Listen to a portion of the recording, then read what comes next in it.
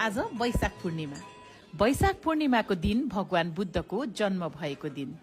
आजको दिनलाई निकै विशेष पूर्णिमाको रूपमा पनि लिइन्छ। आजकै दिन भगवान गौतम बुद्धको जन्म लुम्बिनीमा भएको थियो।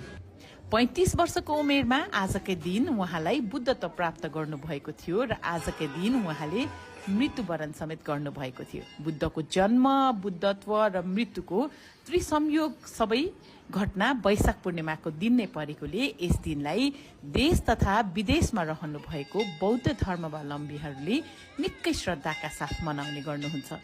हजुरहरू सबैमा पनि बुद्ध जयन्तीको हार्दिक। आमाले जन्म दिएको सबैको जन्म यो भूमि, बुद्धको जस्तो यो जुनी, पुण्य कमाऊ धर्ममा, यस्तो मान्छेको चोलामा।